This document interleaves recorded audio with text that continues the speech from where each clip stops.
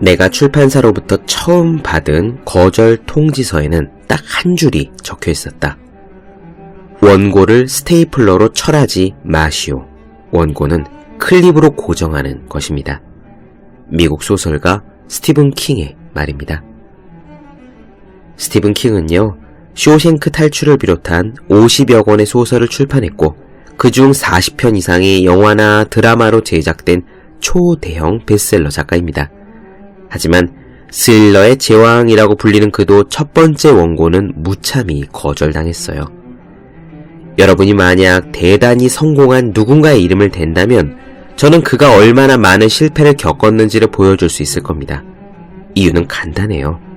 아무리 실력 있는 사람이라도 반드시 초보자였던 때가 있었으며 아예 입문조차 하지 않았던 시절도 있었기 때문입니다.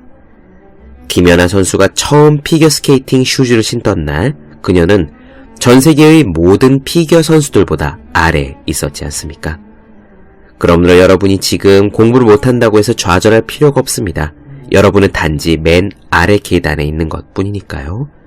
여러분이 할 일은 오직 두 가지입니다. 계속하는 것, 그리고 조금씩 나아지는 것.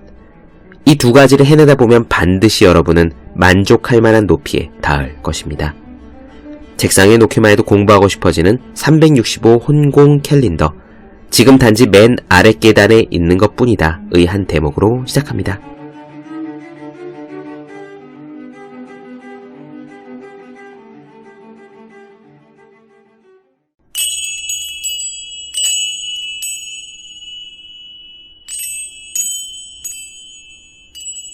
네, 안녕하세요. 본격 공부자극 팟캐스트 서울대는 어떻게 공부하는가 한지우입니다. 우리는 지금 에리 프롬의 사랑의 기술을 보고 있는데 오늘 그 마지막 시간이 되겠습니다. 지금 에리 프롬은 사랑의 실천에 대해서 이야기하고 있죠. 지난 시간에는 사랑의 기술을 마스터하기 위한 일종의 기초 체력으로서 집중하는 연습을 해야 한다고 프롬은 이야기했어요. 홀로 고요히 있지 못하는 사람, 자기 자신으로서 온전히 행복하게 존재할 수 없는 사람은 다른 사람을 진정으로 사랑할 수도 없으니까요. 그러면 이제 사랑할 줄 아는 힘, 사랑할 줄 아는 사람이 되려면 무엇을 어떻게 해야 하는가를 말씀드리겠습니다. 첫째는 객관성이고요. 둘째는 생산성입니다. 조금 딱딱하죠? 객관성 그리고 생산성이라니. 이 이야기들을 살살 부드럽게 풀어보겠습니다. 먼저 프롬은 객관성과 이성을 갖추어야 한다고 말합니다. 자기 자신만 아는 자아 도취적 상태를 극복하고 자신과 타인을 객관적으로 볼 줄 아는 사람이 되어야 한다는 거예요. 프롬의 이 이야기를 저는 이렇게 해석했습니다. 타인을 이해할 수 있는 사람이 되어야 한다. 내 입장에서만 생각하면 다른 사람의 행동과 생각이 이상하게 보일 때가 많습니다. 저건 잘못됐어. 저 사람은 이상해. 라고 말이죠.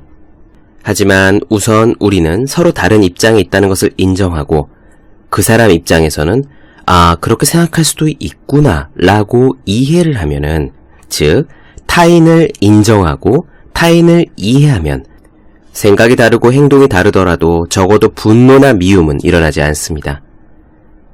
프롬이 말하듯 객관적이 된다 라고 함은 내 입장에서, 그러니까 주관성에서 벗어나 다른 사람의 신발을 신어보는 거예요. 역지사지입니다. 다른 사람을 인정하고 이해하면 그러한 폭이 넓어지면 그게 바로 사랑의 바탕이 되는 거죠.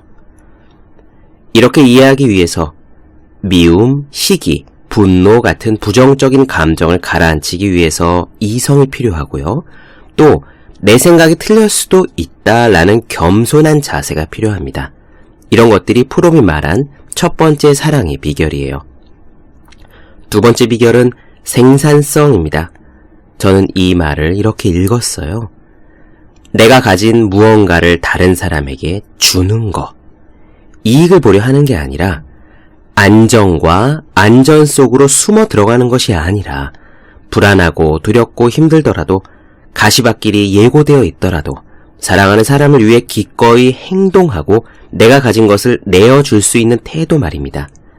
실제로 프롬은요, 권력에 기대는 사람은 안정을 쫓는 사람은 사랑과 거리가 멀다라고 경고했고요. 사랑할 줄 아는 힘은 곧 용기와 통한다라고 이야기했어요. 어떻습니까? 요즘 사랑을 말하는 책들, 소위 연애 컨설팅 이야기들을 들어보면 매력적인 사람이 되어야 한다, 외모를 가꾸어야 한다, 나 자신에게 투자할 줄 알아야 한다 같은 이야기들로 넘쳐납니다.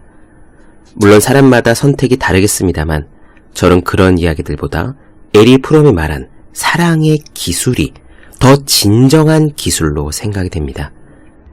타인을 이해하고 용기를 가지고 다른 사람에게 내가 가진 것을 줄 아는 사람이 되어라.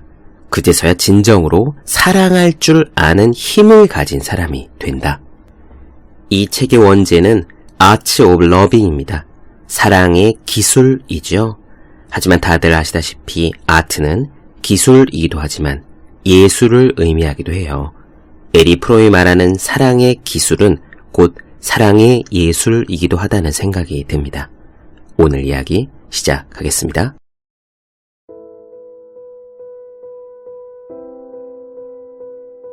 지금까지 내가 이야기한 사랑의 본성에 따르면 사랑을 성취하는 중요한 조건은 자아 도취를 극복하는 것이다. 자아 도취란 자신의 내면에 존재하는 것을 현실로 경험하는 것을 말한다. 반대로 외부 세계의 것들은 그 자체로서 현실이 아니라 오직 자아 도취적 인간에게 그것이 유익한가 아닌가에 따라서만 경험된다. 이러한 자아 도취의 반대말은 객관성이다.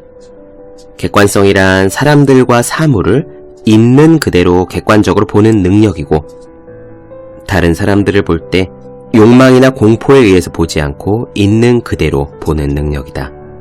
자아 도취 상태에 있는 어떤 사람의 예를 들어보자. 어떤 여자가 의사에게 전화를 걸어 그날 오후에 병원에 들르겠다고 말한다. 의사는 오늘 오는 시간이 없고 내일 진찰할 수 있다고 대답한다. 그러나 그녀는 선생님, 제가 사는 곳에서 병원까지는 5분밖에 안 걸리는데요? 라고 반문한다. 그녀는 그녀의 집과 병원이 가깝다는 것이 상대방의 시간을 절약해주지는 못한다는 의사의 설명을 이해하지 못하는 것이다. 그녀는 이 상황을 객관적으로 보지 못하고 자신의 입장에서, 즉 자아 도취적으로 경험하고 있다. 그녀에게 시간이 얼마 걸리지 않으므로 그도 시간이 얼마 걸리지 않는다고 그녀는 생각하는 것이다. 대인관계에서도 이와 비슷한 왜곡을 살펴볼 수 있다. 자신의 어머니에 대한 애착 때문에 아내는 무조건 자신의 말을 들어주고 자신만을 돌봐주어야 한다고 생각을 하고 자기의 아내 위에 군림하는 태도로 살아가는 남편들이 얼마나 많은가. 또 자신이 평생 쌓아온 백마탄 기사에 대한 환상을 만족시켜주지 못한다고 해서 남편을 무능하고 멍청하다고 생각하는 아내는 얼마나 많은가. 이러한 잘못된 태도로부터 벗어나 객관적으로 생각하기 위해서 우리가 갖춰야 할 능력은 이성이다. 이 이성의 뒤에 있는 감정적인 태도는 겸손함이다. 객관적이라는 것, 곧 자신의 이성을 사용한다는 것은 우리가 겸손한 태도를 갖게 되었을 때, 다시 말해 어린아이처럼 세상 모든 것이 다 자기의 맘대로 이루어져야지만 만족하는 그런 꿈에서 벗어났을 때만 가능하다. 정리해보자. 사랑은 자아 도취가 없을 때 가능하므로 곧 사랑은 겸손, 객관성, 이성의 발달을 요구한다. 우리는 이러한 목적에 전생애를 바쳐야 한다. 겸손과 객관성은 사랑이 그런 것처럼 나누어질 수 없는 관계에 있다. 내가 타인들에게 객관적일 수 없는 한 나의 가족에 대해서도 참으로 객관적일 수 없는 것이다. 따라서 사랑의 기술을 배우려고 한다면 나는 모든 상황에 객관적이기 위해 노력해야 하고 내가 객관성을 잃어버린 상황이 오면 민감하게 알아챌 수 있어야 한다. 이렇게 볼 때 사랑의 능력은 자아 도취라든가 자신의 어머니 혹은 아버지에 대한 어린아이 같은 애착으로부터 벗어나는 능력에 달려있다.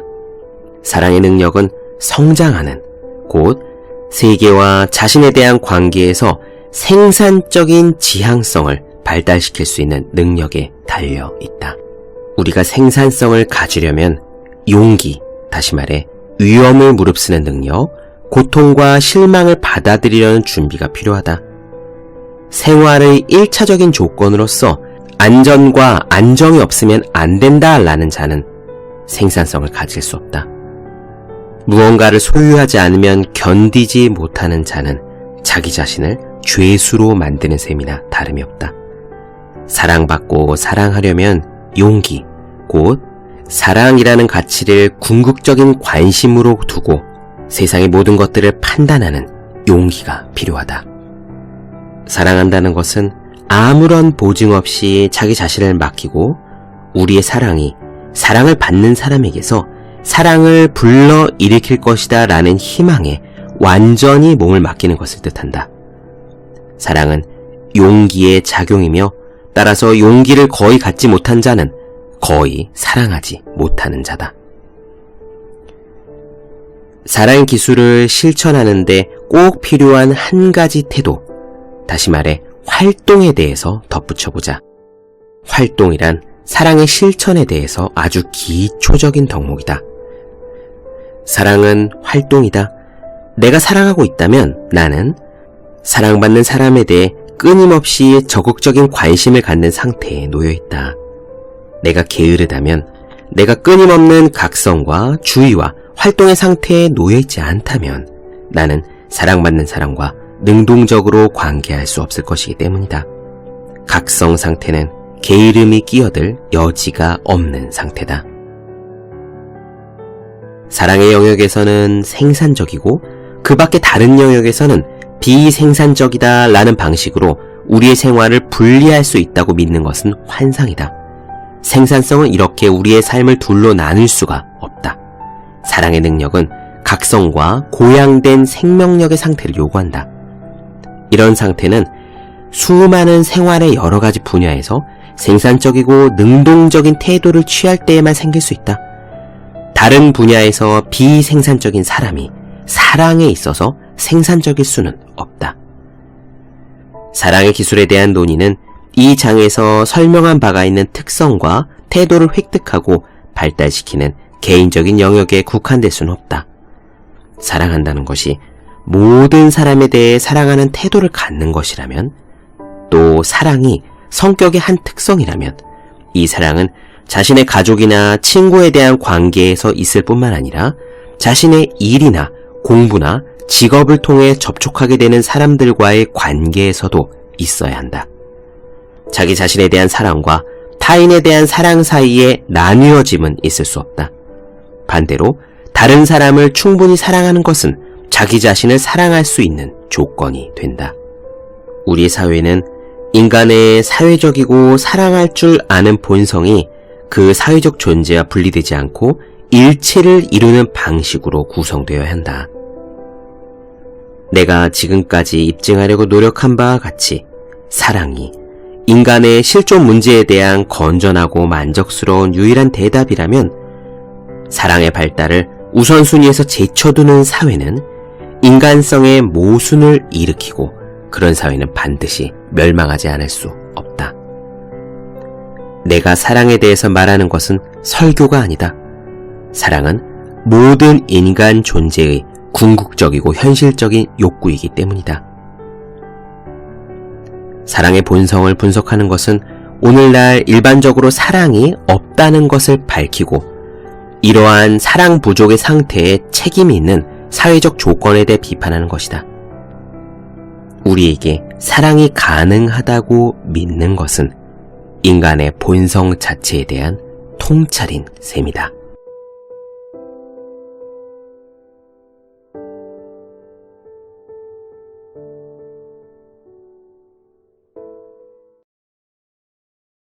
네, 본격 공부작 팟캐스트 서울대는 어떻게 공부하는가? 에리 프롬의 사랑의 기술 지금까지 나눠드렸습니다. 더 많은 이야기 궁금하신 분들, 질문사항 있으신 분들은 제 네이버 블로그 허생의 즐거운 편지, 다음 카카오 브런치, 한저의 브런치, 인스타그램에서 해시태그 서울대는 어떻게 공부하는가, 또 유튜브에서 서울대는 어떻게 공부하는가 검색해주시면 좋겠습니다. 또 혼자 공부하는 사람의 필수품 왜 이런 책이 지금까지 없었을까? 학생, 수험생, 취준생, 직장인 등 공부하는 모든 분들을 위해 혼자 공부하는 방법을 설명한 혼자 하는 공부의 정석, 그리고 책상에 놓기만 해도 공부하고 싶어지는 111 공부자 캘린더, 365 혼공 캘린더를 아직 읽지 않으셨다면 꼭 읽어보셨으면 합니다. 분명 도움이 되실 거예요. 그럼 오늘은 여기까지 하겠습니다. 전 다음 시간에 뵐게요. 여러분 모두 열심히 공부하십시오. 저도 열심히 하겠습니다.